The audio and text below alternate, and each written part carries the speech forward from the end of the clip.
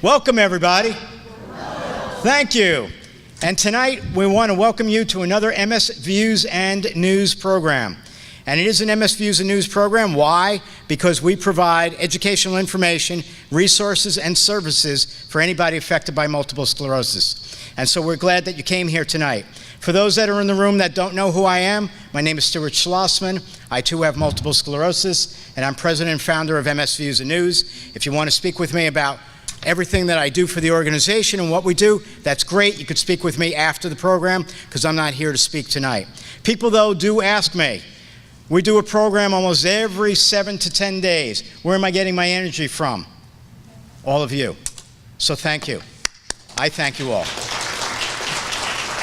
Speaking of thanks, I want to thank Sanofi-Genzyme for providing us the dollars to do tonight's program. Without the pharmaceutical industry, MS Views and News cannot provide educational programs to you. They really do want you all to learn about what's going on with your MS, how to moderate it, know about the medications that are available or coming available, and just live. Like I do, like others do. Live. I mean, that's all you can do these days is live, and live as best you can, knowing as much as you can about multiple sclerosis. Dr. Gold is going to be speaking with you during dinner. Dr. Gold came over today from Melbourne. He's going to speak with you about different topics that I didn't put down in front of you, but some of those topics include what's he going to talk about? Symptom management, bladder issues, nutrition, and access to medications. After he speaks with you, we're going to open up the floor to a 15 to 20-minute Q&A. During that Q&A, I am going to go around the room at that time with a microphone, and I'm going to be putting that microphone up to you. Please do not push me away, because then if you do, I'm going to push it even further, okay? But I'm not going to knock out your teeth, all right? But we need to hear you, and it's not just that we need to hear you, but the cameras need to hear you. If you do not want your voice recognized for any reason, you live in a great area. Just sound like Minnie or Mickey Mouse. You'll handle it all just great. We are going to be watching the video afterwards. I really do not know many people in the room or know your voices. I will be listening to the video. It stays with me. I'm the bartender tonight, all right? It doesn't go any further. But even if you don't want me to know that it's your voice, just change it. Talk deeper or talk louder, okay? But in any case, let's just get started tonight because we have a lot to do. All right, so next we have Dr. Scott Gold. And Dr. Scott Gold, like I told you before, he came in today from Melbourne, and he's going to speak with you about a few different topics. And then when he finishes speaking in about 45 minutes, we will then do a Q&A, and I and maybe somebody else will get around the room, and we'll do Q&A during that time. And we'll do that for a little while before Connie Easterlane speaks, okay? So let's get started. Thank you. Thank you, Stuart, for asking me to come speak with you, and thanks for coming on out. This first slide is a shout out to, of course, the Cubs, and had to at least do that one time. Yeah, there we go. And there's the local group, Can't Leave Them Out. It's pretty dramatic how popular that's become in just a short period of time. So these are just some of the companies with whom I've been working with for research and in speaking. And this is our agenda. It seems like a short agenda, but there's a lot of material within each one and a lot of slides. So I'm going to try to go quickly through them. Don't feel like you have to write anything down. The materials and the slides will be on the website for the MS Views News. So please feel free to review those online and not try to get everything down at once. But there is a lot of information. Some of it's a good review for people who have been to some of the lectures, and so I'm going to spend less time on MS symptoms and more on nutrition and access to care, which was a pretty good topic, couple of topics from ECTRIMS and a number of the groups that have been speaking lately. So we're going to get started. So you have to talk about the immunology of MS first before you can start talking about symptoms. And as you probably know by now, we know that MS is either a disorder or a group of disorders that affects the central nervous system, which is the brain and spinal cord. It's an autoimmune process. So we know that there's inflammation that's being caused by nerves being attacked by our immune system for reasons that we don't completely understand. There seems to be a component of genetics and environment and so forth. The inflammation involves myelin, which leads to demyelination and slowing of nerves, and that's what leads to a number of the attacks and the symptoms that we experience. And then there's also a separate but related axonal injury that occurs early but progresses through the disease if it is not treated with disease-modifying therapies.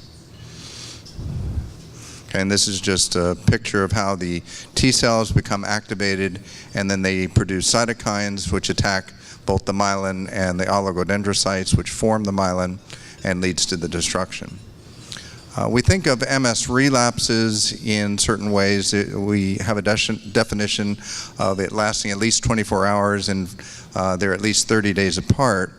And that will produce MS symptoms we'll talk about in a moment.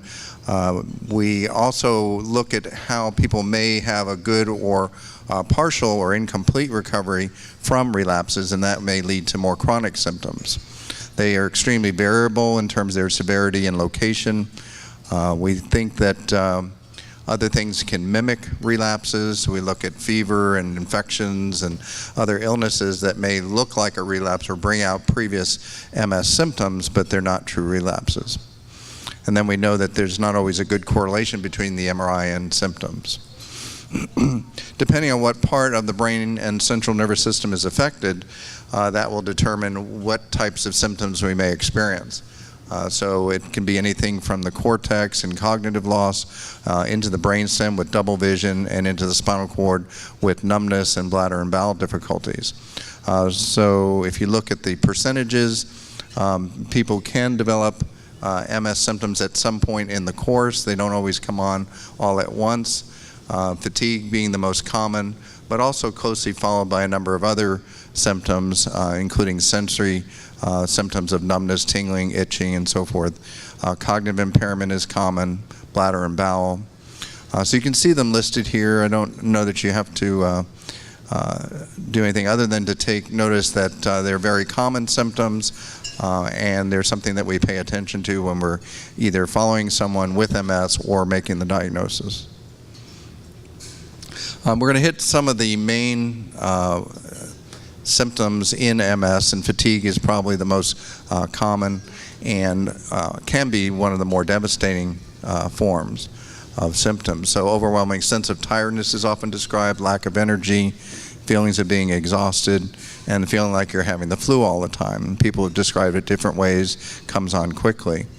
The official medical diagnosis is a subjective lack of physical and or mental energy that is perceived by the patient or caregiver to interfere with usual and desired activities. Okay, it's again, it's a very common symptom. Comes on pretty quickly sometimes without any warning and without any trigger. It can be an isolated symptom, or more commonly it is associated with other symptoms in acute attacks. Of note is that when people raise their body temperature, even as little as 1 degree, it slows nerve conduction, and that can create various symptoms, including fatigue. It oftentimes interferes with work, and in some people they may have, and up to 30% may have fatigue predating other symptoms. These are some of the causes of fatigue that, as physicians, we want to exclude when someone tells me that they have fatigue. We can't just assume that it's only the MS, and when you do, you oftentimes will miss other conditions. Particularly sleep disorders, sleep apnea, restless legs, and so forth can interfere with sleep and produce daytime somnolence and fatigue. Nighttime muscle spasms, people often have that if they're having significant spasticity. Nocturia or excessive urination through the night. Medications can produce fatigue. Being dehydrated or overheated, overexerted. Physical conditioning, deconditioning. Poor eating habits like those carbs that we talk about. Depression can lead to fatigue, and sometimes people don't recognize the depression part as much as they have the fatigue, and so it's often missed as a diagnosis. And then other illnesses can intervene, can't forget about those: anemia, low thyroid states, and chronic fatigue syndrome. So when we approach the management of fatigue, it's basically to treat the underlying cause, especially sleep disorders. We look at the individual symptoms of bladder and spasticity that may be contributing.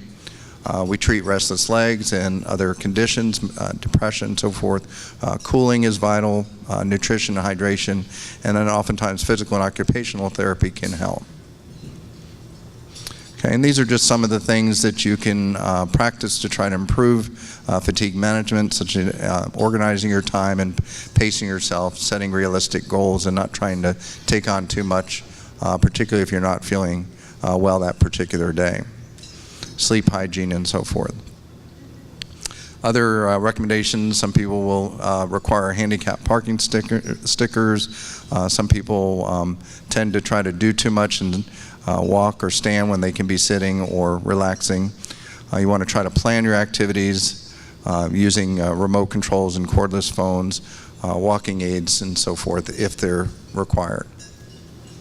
And this is one treatment that we use. It's usually not the preferred treatment because caffeine doesn't last that long. It's had a very short half-life, so usually you have to fill up like this several times a day. And if you're anyone like me who drinks a lot of coffee, usually you don't notice it much, and you can usually sleep on a pot of coffee too. Okay, the medications. One of the things we learned from Ectrons is that if you use high flavonoid cocoa compounds, you can actually improve fatigue. And it also goes a long way to helping with cognition. We'll talk about that in a moment. Amantadine has been around for a long time. It's a medication that started out as a Parkinson and anti-flu medication. We don't really know precisely why it works, but it does seem to help a lot in fatigue.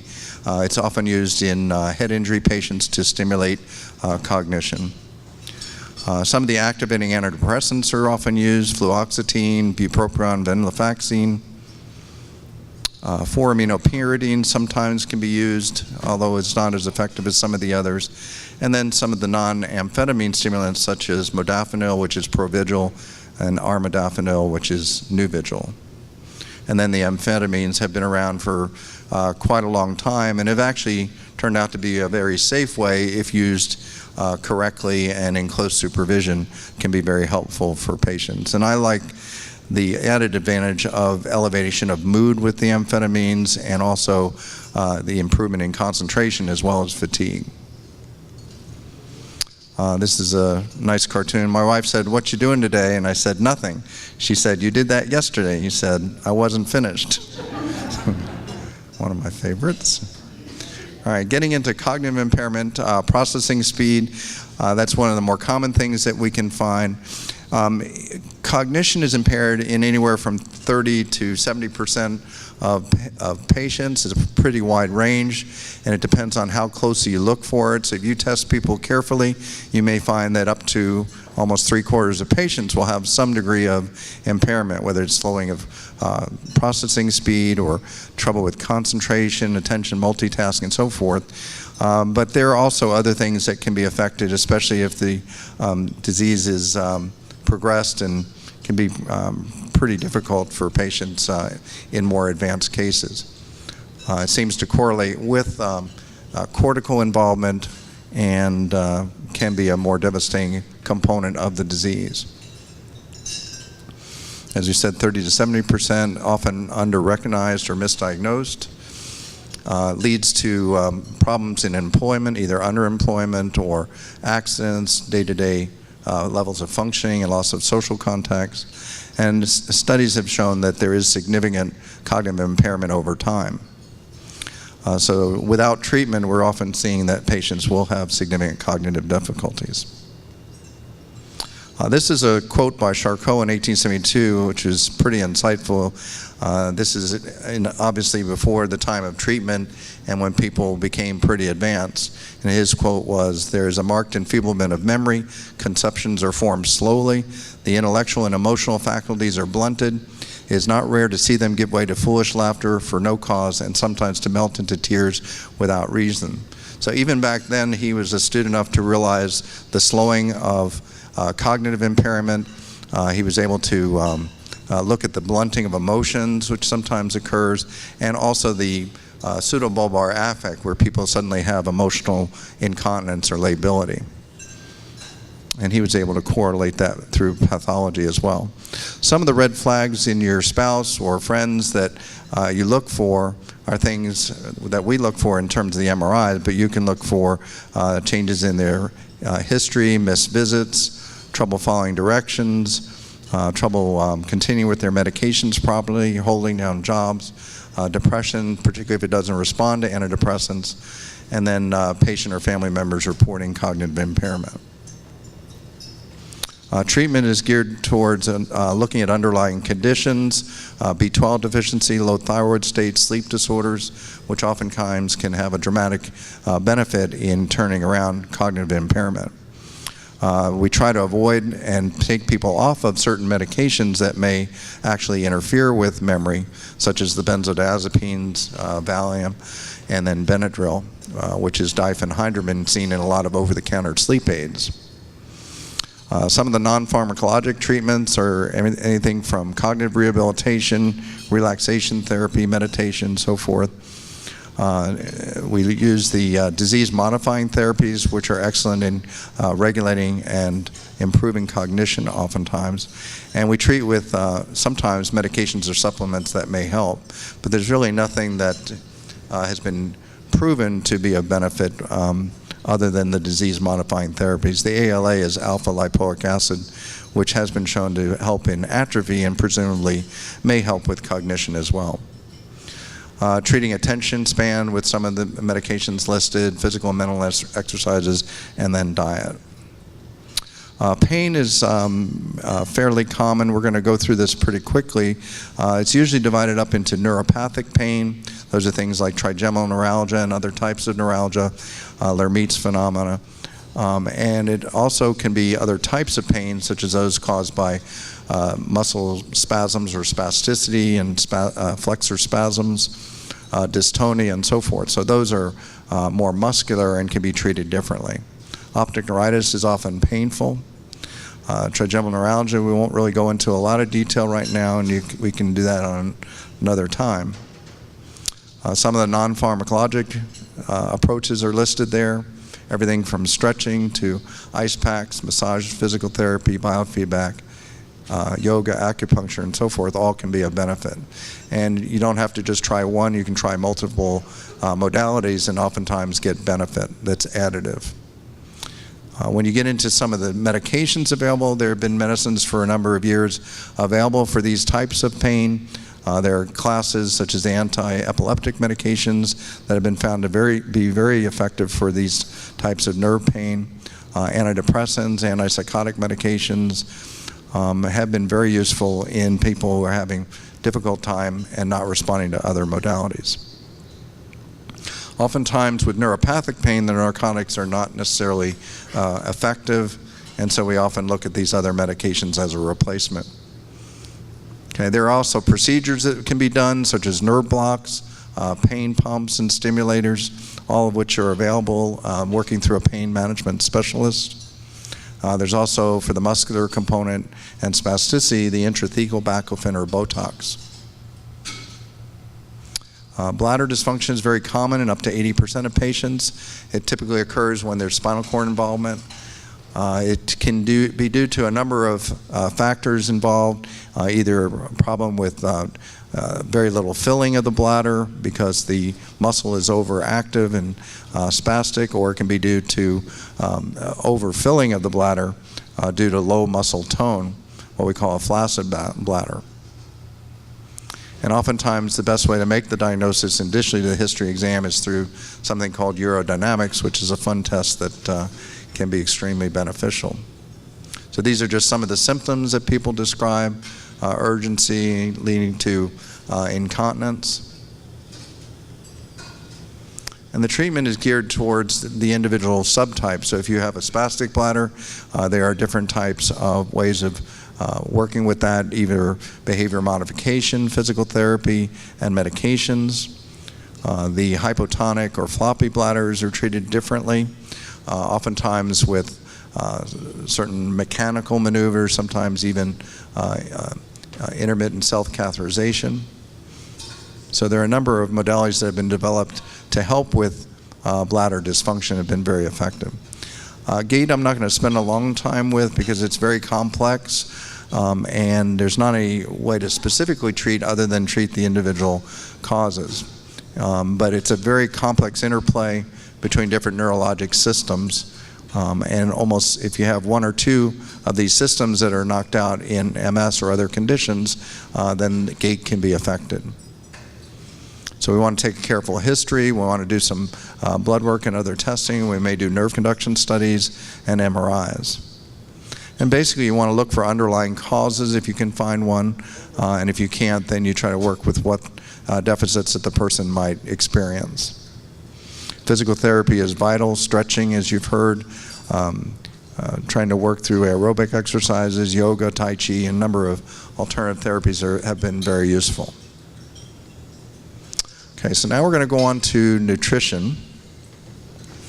The diet turns out to be increasingly important, and part of that is because there's more and more research now showing that the gut microbiome, which is the bacteria and viruses and fungi that are living within the bowel, can become altered, and that can lead to changes in the immune system and then lead to MS and other autoimmune diseases. At least that's the theory. And there is mounting evidence in favor of that. There's very limited evidence that actually treating patients with things like fecal transplants and so forth to change the microbiome may actually be beneficial. But these are just very early in the course, and so we're just starting to understand a little bit more about how that becomes important in MS patients. But for now, the thing to do is try to alter your diet and see if that can make a difference. You have heard about things like avoiding processed foods, eating more fresh fruits and vegetables and so forth. Low salt is critical, avoiding obesity. There are certain fatty acids like linoleic acid that you see in vegetable oils, nuts, and seeds that are important. Propionate is a compound that may be related to gut bacteria. We talked a little bit about the high flavonoid cocoa, which can help with fatigue and also with the blood flow to the brain. You can't just do diet alone. You have to combine it with regular exercise, adequate sleep, stress reduction, and of course the disease-modifying therapies. And of course we also have to avoid tobacco, excess alcohol, and excessive marijuana, whatever that means. What is excessive for one person may not be excessive for another. So diet, there's no specific diet that's been proven to be of benefit in changing the course of MS. There's a study ongoing at the University of Iowa now for people who live within 500 miles of the university. But that's comparing the diet proposed by Dr. Terry Walls and the older diet proposed by Dr. Roy Swank. And I put those on there in terms of what those involve. So the Paleolithic diet is more in the Walls diet, and the low saturated fat is in the Swank diet.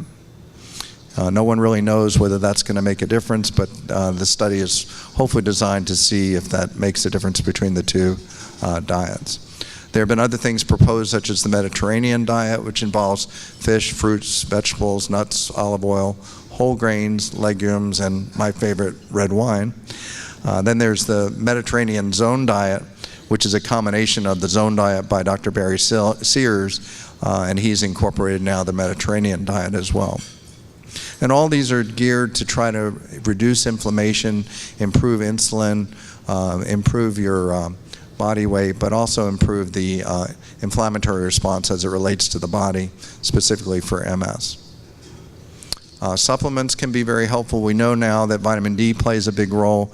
We don't know precisely what dose is optimal, but most people are recommending at least 2,000. Oftentimes we're looking at blood levels and trying to achieve mid to upper levels.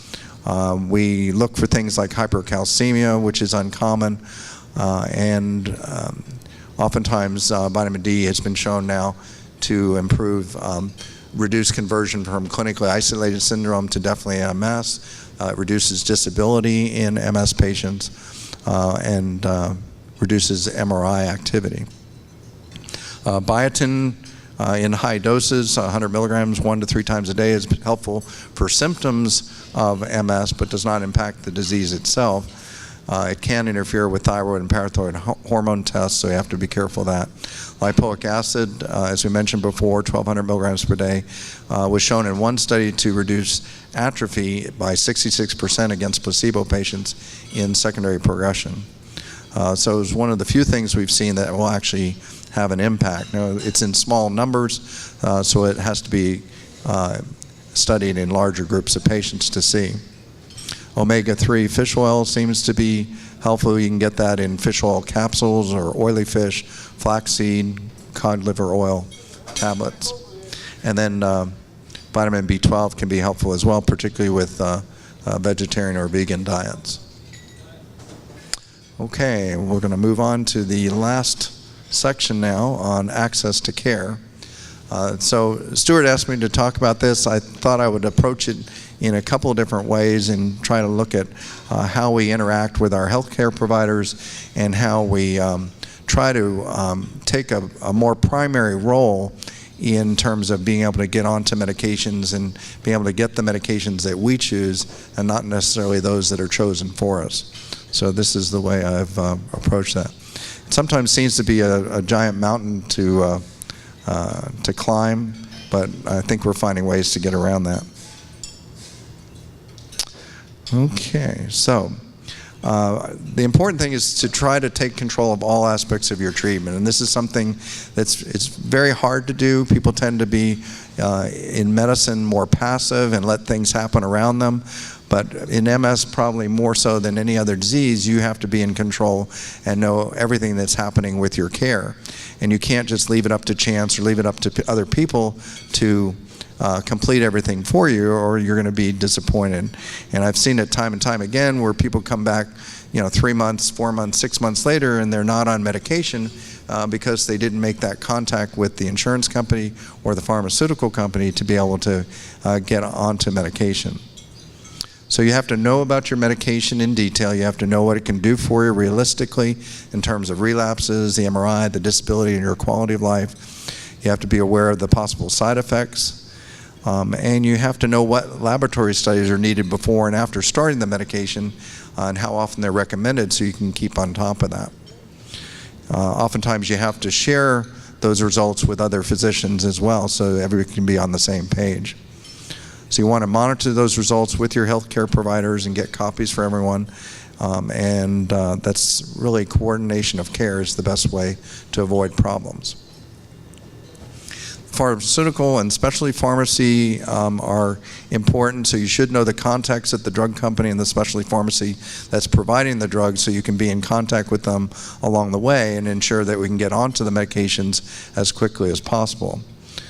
You want to keep in touch with them on a regular basis, even as often as weekly, to make sure that the drug has been approved or reapproved if you're already on the medicine, and that delivery will be prompt.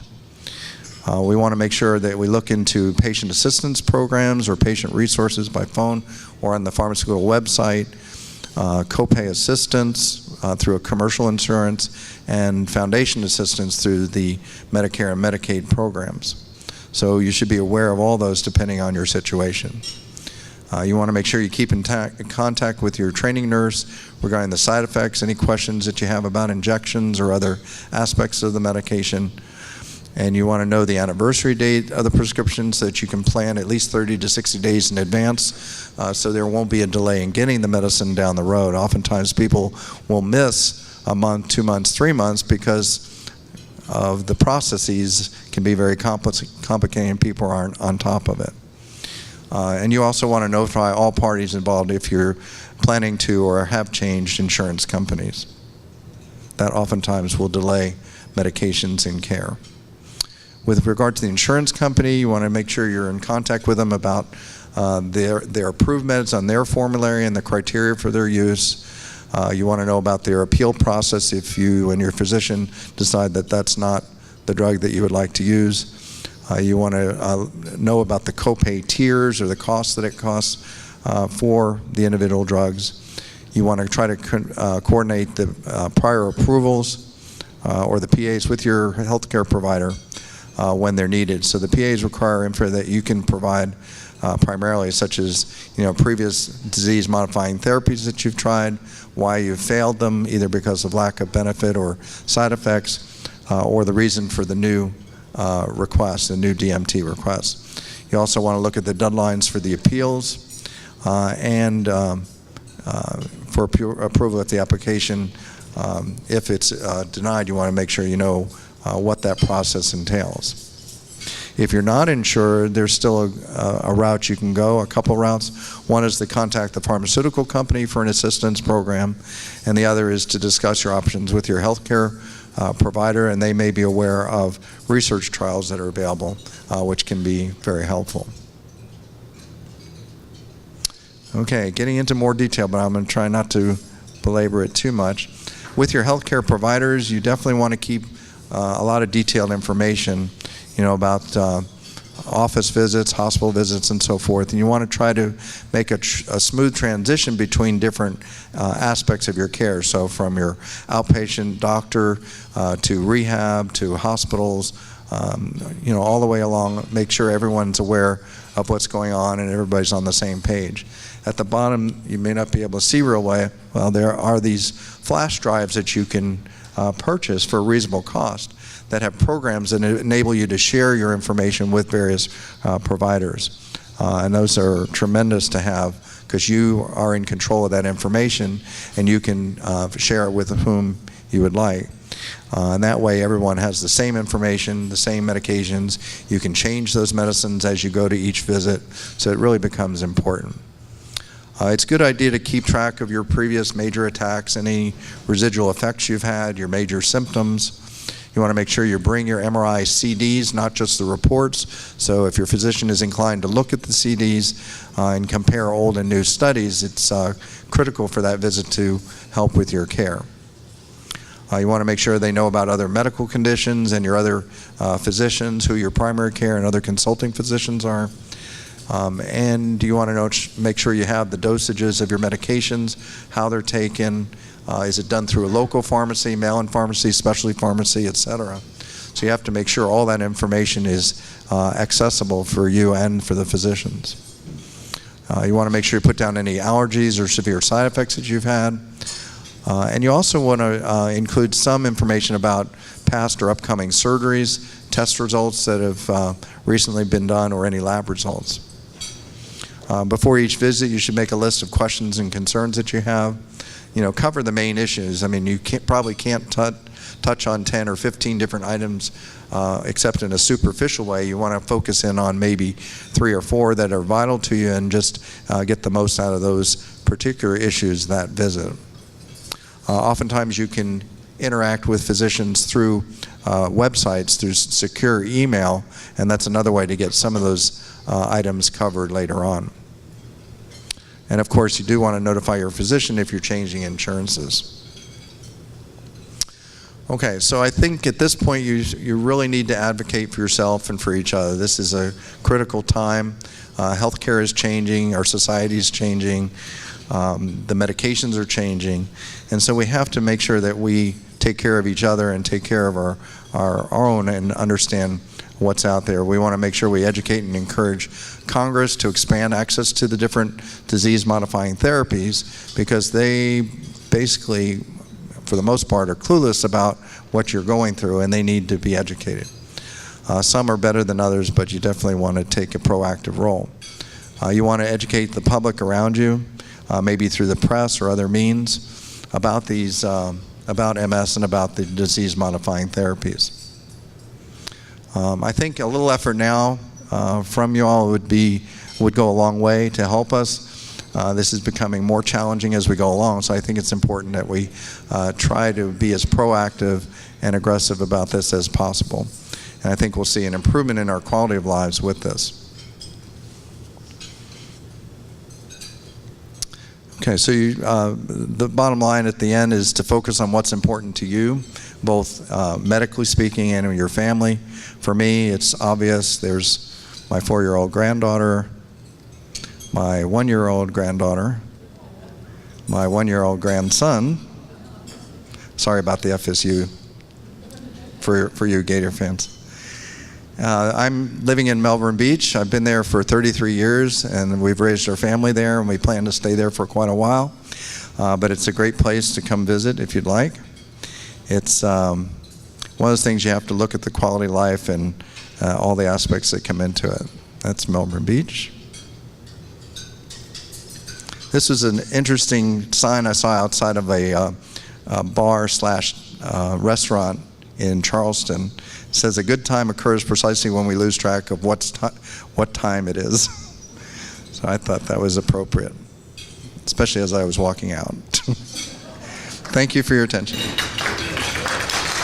So we've got plenty of time for question and answer. That's right. We have plenty of time for Q&A. Who's going to be first? Thank you. That's my housebreaker. You know, she breaks the ice here. She did that last night, I think. Can you explain the MS hug, the difference between the MS hug and a heart attack, and how to tell the difference? Well, this is a tough question. The question was having to differentiate what the MS hug entails and how to differentiate it from a heart attack. This is a tough question because not very many patients get the MS hug. People with spinal cord involvement have it because that's the mechanism of action. When the spinal cord is involved, it creates a constricting feeling, and I'm not really sure whether it's purely muscle or purely neurogenic or a combination of the two. I suspect it's probably a combination of the two because it responds well to either types of medication if you treat it. But it's a constricting feeling that wraps around the rib cage, oftentimes in the chest or the upper abdomen. It can come on most commonly in heat when other MS symptoms might come on, and it sometimes can come on unexpectedly. It ranges from mild to severe, so some people just have a mild constriction. Other people, it stops them in their tracks and they have to sit down and get to a cool place and try to suffer through it.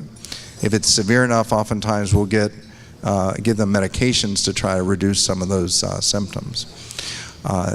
Sometimes it's very difficult to differentiate that from a heart attack, and most heart attacks tend not to be circumferential, in other words, around the rib cage, wrapped around the rib cage. I don't know if you can see me. But the idea is if someone is having these types of symptoms and you're not certain it's something that you've had multiple times before, then you probably ought to have it checked out and be on the safe side and go and have your physician evaluate and decide if it's cardiac or not. I have a lot of patients that end up going through evaluations, including stress tests and cardiac catheterization, and when they're normal, then in retrospect you can say, well, this is probably not a cardiac, it's more like the MS. But it can be tricky sometimes. I don't know if Connie has some experience with that, if she's here, but she stepped out for a minute. But it can be a challenge sometimes. But again, that's as simple an answer as I can get. I think cardiac tends to be more associated with other symptoms, so shortness of breath, sweating. The pain tends to be more localized to the chest, particularly the mid-chest or radiating up into the jaw, which would be unusual for the MS hug. So there's certain features of the cardiac that are different from MS, but in medicine, nothing is 100%. So if it's severe enough and it's a new symptom for you, then you really should have it checked out. Next question's over here. I just want to follow up. Okay. I just want to follow up on the MS hug question. I've had a problem with the MS hug for over 30 years. And every time I get this pain over my heart, I reach for the aspirin bottle and have a bunch of aspirin tablets. But only recently did I find that it really is the MS hug. I had a PET scan, I have had stress tests, all sorts of things over the last 30 plus years. And it's really quite mystifying and quite terrifying sometimes because the pain is quite sharp. And I was really bothered to find out there was no particular test for it. The question I want to ask you, though, is that recently I read an article, I think it was in Science, October edition, and they talked about a defect in the oligodendrocytes, the precursor to myelin, that I'm maybe... sorry, what was that last part? Myelin, yes. That this may lead to MS. It may lead to demyelination or incorrect myelinization of the nerves. of the nerve cells. Could you comment on that, or do you know? I'm not sure I caught the whole thing, but if I'm understanding you correctly, demyelination is the most active part of the MS process, and that can occur in any part of the central nervous system, including the spinal cord. When it occurs in the thoracic spinal cord, that's the area that covers those areas common to the MS hug. So demyelination occurs in that area, and usually you'll see it on an MRI if you have a higher field strength magnet particularly. And oftentimes if it occurs and you've excluded cardiac disease, then we'll often give medications. Usually it's the same medicines that was on that slide with various neuropathic pains. Sometimes we'll treat the muscular component with everything from Valium to other things. So depending on the person, you may try these different things and they may get a good response to it. Was there another part to that? Yeah, actually I asked you, one was a comment and the second was a question. The question was on the oligodendrocytes. The recent article talked about a defect, maybe a misfolding, maybe whatever, in the oligodendrocytes, which are the precursor to myelin. And my question was, could you comment on that? Can you? The oligodendrocytes are the cells that actually produce myelin, and they produce fatty tissue that wraps around the nerve and creates the myelin sheath. So the oligos are critical for that. One of the avenues of treatment that have been investigated is to take stem cells and differentiate them into pro-oligodendrocytes and try to make them go into that cell line and produce more and more of those cells and eventually more myelin. So that's an area that's active in research. So the oligodendrocytes are critical, but there are other components as well. There are some of the subtypes pathologically that they've looked at, Lucanetti and others have looked at pathologically, and in some pathologic aspects of MS, it's primarily the myelin in the white matter. In other, it's primarily in the cortex and gray matter. So oftentimes, the oligos are preferentially affected in certain areas. But again, all that is still under investigation. Yes. I wanted to know if you could tell me a little bit more about the acute pain that you get sometimes in your arms or your legs. I'm sorry, the acute? Acute pain. Acute pain in the arms or legs. Mm-hmm. Patients with MS can have various kinds of symptoms like that, neuropathic pain that can come and go. Sometimes they're described as lightning pains where they're sharp shooting pains. Other times it's muscle spasm. Sometimes it's the hug that can be present and might be partial on one side. But if it's migratory in different places and you have MS, then it's most likely to be an MS process. There's some people who have it consistently in the same area, and so you have to investigate for other things like pinched nerves and slip discs and so forth. But it is fairly common to have pains that migrate. Okay, the next thing I wanted to ask you was, sometimes I get it on my right arm, but my left side is affected with MS. So is that common? Where it's opposite side? You can, depending on where the lesions are, it can be on one side or the other side or both. So it can be a mixed pattern like that. And there's some people who have what's called Brown-Sequard syndrome, which is a syndrome where half the spinal cord is affected, and based on the fibers, the sensory fibers on the opposite side of the body are affected, and the motor fibers on the same side of the body are affected. So you get that cross pattern, and sometimes that occurs as well. Yes? Yeah, on one of your charts on things that could be helpful, you had high flavonoid cocoa. Never heard of that. Could you kind of? You can. The way cocoa is processed, it can be made with high or lower amounts of flavonoid, and so that's just the way it's processed and taken out of the cocoa bean to make into chocolate and other things. You can use the higher flavonoids. You look at the content on the package, and it'll tell you a percentage of flavonoid. And if I think higher flavonoids are considered somewhere in the 30 to 50% range. So it's just the amount of flavonoid that is contained in the cocoa. I don't know if they looked, I don't know what specific percentage they looked at when they did the studies, but they just looked at people using higher amounts of high flavonoid cocoa versus not. And they seem to get, basically it's a difference between dark chocolate and light chocolate. So the darker chocolate has a higher flavonoid content. Yes. Hi, my question is regarding bladder issues and frequency. I had assisted a previous conference, and the gentleman spoke of, for treatment of that, it was sort of a piece of medical equipment that was placed over your bladder or hip and provided some sort of nerve stimulation, which would kind of like control, the times that you would go. So if you could expand on that, or if you know of that, because. Well, there are a number of devices. The stimulator that most urologists are using now is called InterStim, which is a stimulator that puts electrodes into certain aspects and sends signals to the bladder. I'm not sure all the details as to how that works, but it supposedly is effective for both types of bladder dysfunction, both the floppy and the spastic bladder. So it's something worth considering. They can do a test stimulator first, and if you respond well, then you can have it implanted permanently.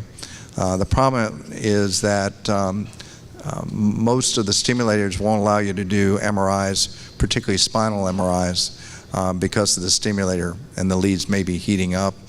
They're supposed to be developing new stimulators that are supposed to be MRI compatible, and hopefully we'll see that in the coming months or years. What I usually do is if someone is having severe bladder difficulties, the urologist will ask them whether they're going to need MRIs for the foreseeable future, and if they're still having active disease or we're still changing therapies, then I might recommend against having it done.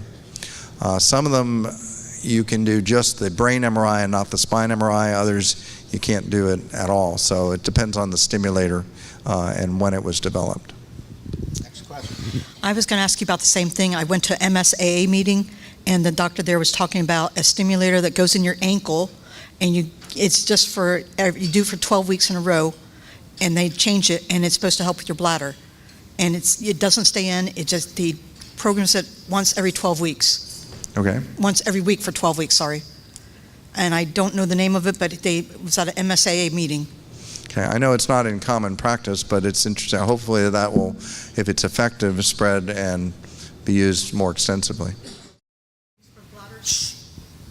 Walked off. Sorry, snort, sorry.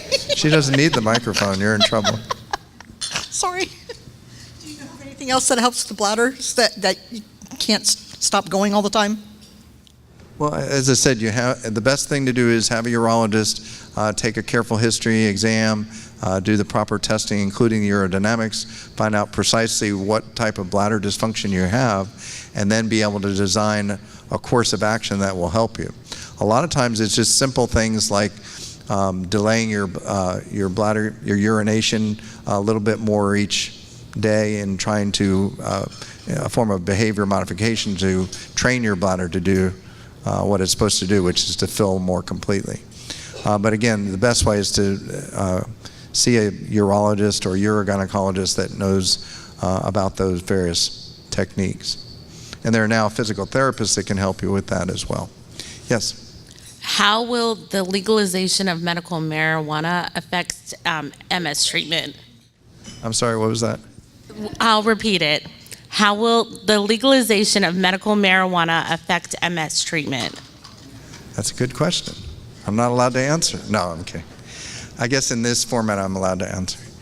As you know by now, the legalization of medical marijuana passed this past 2 weeks, a week, and yeah, so we know that there is going to be availability of medical marijuana. In fact, they're already gearing up in Gainesville and a number of centers. There's 5 centers throughout the state that are looking into it and actually gearing up to having it prescribed and distributed.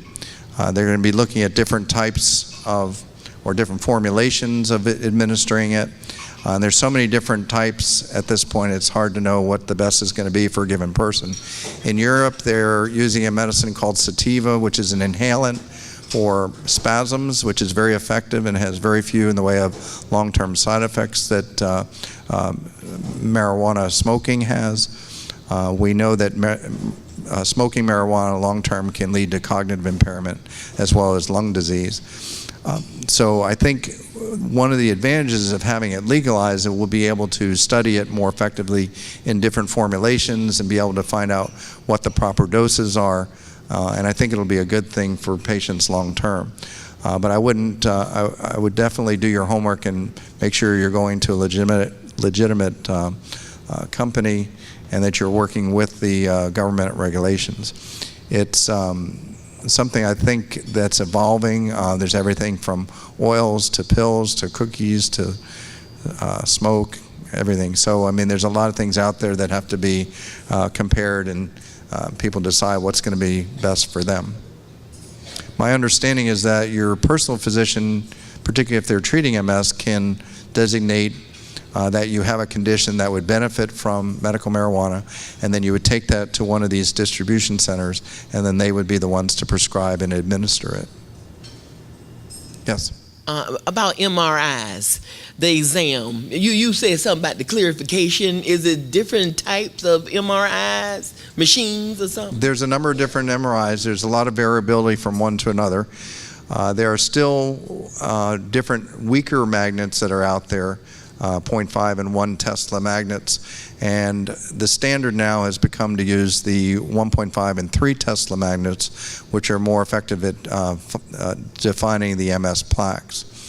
We use it for diagnosis, we use it for excluding other conditions, as well as making a diagnosis of MS if someone has their first attack particularly. We now have criteria that allow us to make a diagnosis after one MRI, after they've had a clinically isolated attack or syndrome. So with our new criteria, the McDonald criteria, we're able to better define which patients are at high risk of going on to developing clinically definite MS down the road. So I think MRI has really revolutionized the way we approach the whole disease and its treatment.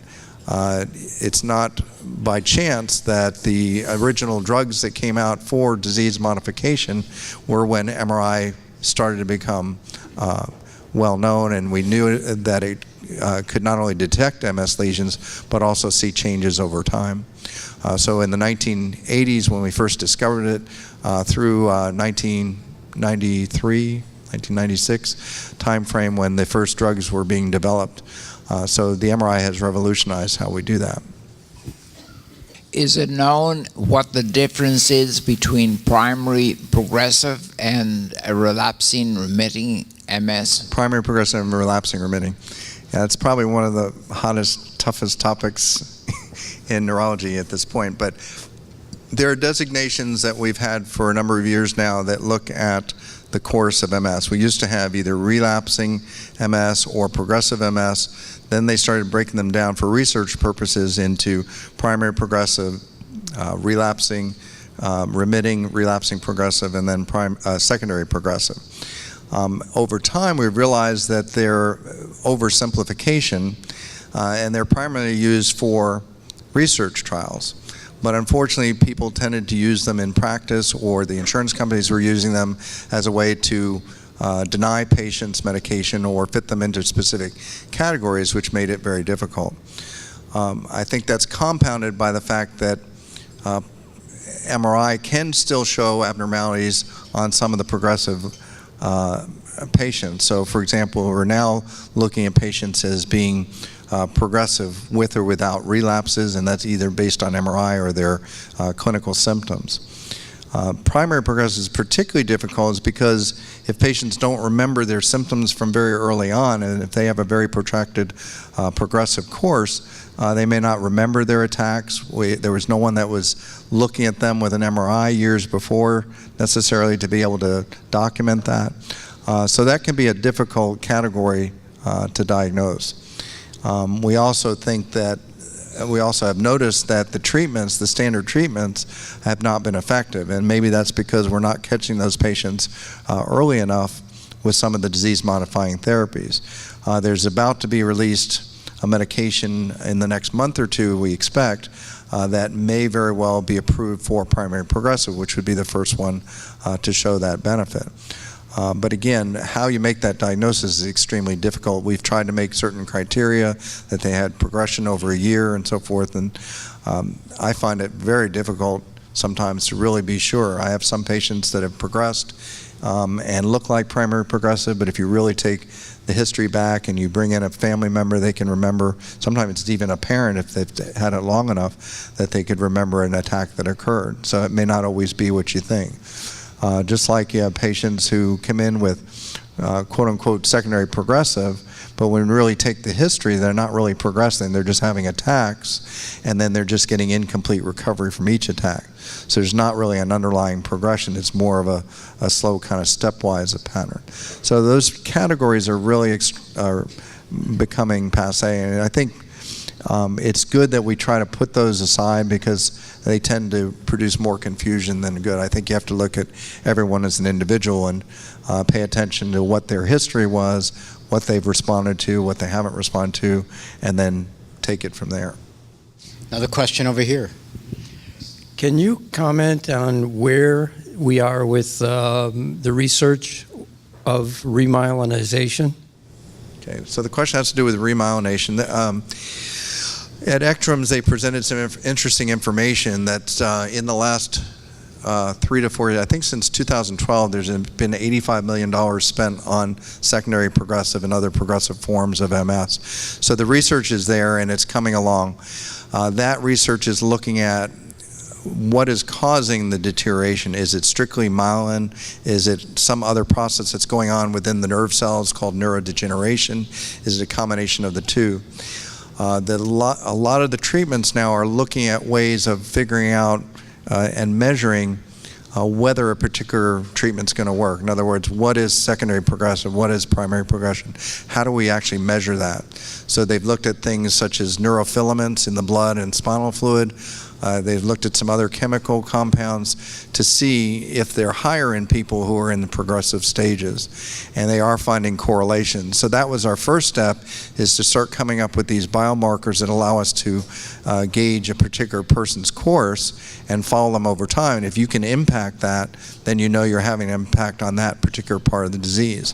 The information I mentioned about lipoic acid reducing atrophy by 66% is using measures of atrophy on the MRI, but that's a very difficult task and it's not widely available, and it's very dependent on whether you use the same exact scanner, same exact technique, same software program to measure the atrophy, so that can be very tricky.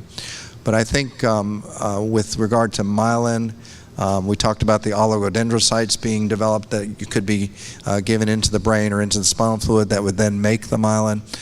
There's a compound called anti-lingo that can actually stop the process. The process that's typical over time is that with time we tend to have less and less myelination.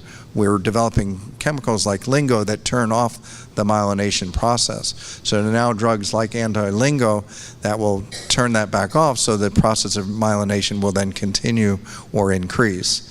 It's very preliminary. We don't have a lot of positive data yet, and so that's still being studied. There is a study on a drug called Symptom looking at secondary progression, and that's showing some benefits. So there's a lot of things out there, but nothing that's actually ready for prime time yet. Stem cells have been talked about for a long time, but again, they haven't progressed to the point where they can actually reverse neurodegeneration or produce remyelination. So we're hoping that depending on how you give the stem cells, when you give the stem cells, that it will have a positive impact down the road. Clearly, if you can catch people early in the course with the disease-modifying therapies that we have, we can prevent decline later on. So that's having a neuroprotective effect.